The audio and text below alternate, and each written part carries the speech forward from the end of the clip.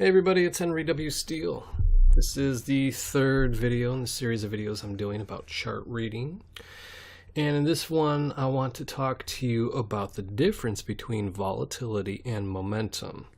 Now, I've done a video on momentum fairly recently, and it's actually different. Momentum is different than volatility. They probably frequently get used interchangeably, but they're not really the same thing. I've probably been guilty of it myself, but let me explain the difference. Actually, let me bring up this real quick. I drew here essentially a spinning top candle and then a nice full-bodied candle right here. They're both bull candles, meaning they closed higher than they opened, where the price went up during the course of the candle. If this is a 4-hour candle, then it took 4 hours for this candle to happen, obviously.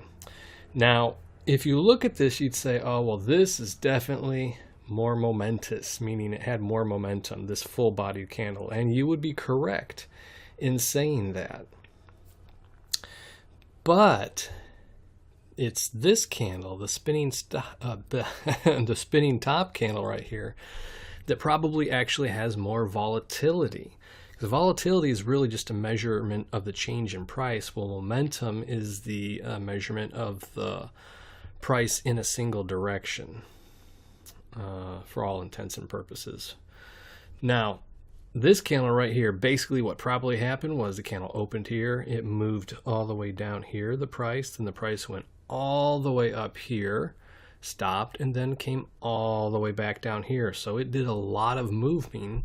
The price moved a lot, or was very volatile, while the candle was open, even though the momentum, the total momentum or directional movement was, or net movement, I guess I could call it, was the small amount that it shows right here.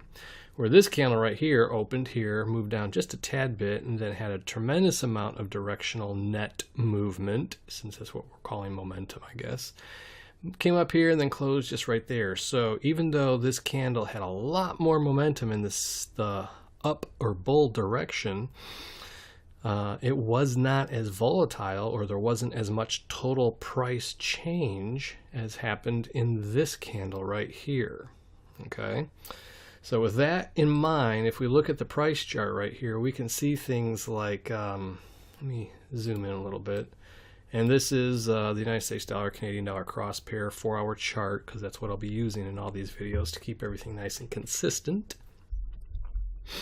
We see here that the momentum of the market was moving up, and then it slowed to the point where there was no more upwards momentum, and there wasn't any downward momentum at that point in time. In other words, the chart was trending sideways. But if you look, you got a lot of tails in the bottom and the top. So there's actually a fair amount of volatility right here. And then the market starts to move down. So the momentum increases down, the downward momentum right there. But if you look closely, you realize that the net volatility is probably either the same or even maybe a little bit lower, because there's more directional movement there, and the candles are roughly the same size as these larger candles here. So that's something to keep in mind there when we're looking at a chart. Excuse me.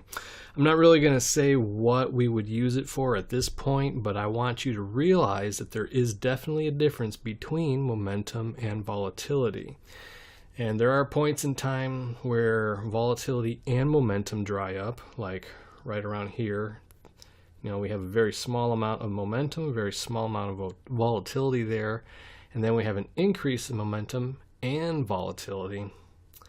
But anyway, that's the basic point of this video, so we can have this nugget of information in the backs of our mind as we go forward, that there is definitely a difference between momentum and volatility. Now, in tomorrow's video, I want to talk about momentum at specific price levels and what it actually would be indicating to us. So until tomorrow, this is hwsteele, and I will talk to you then.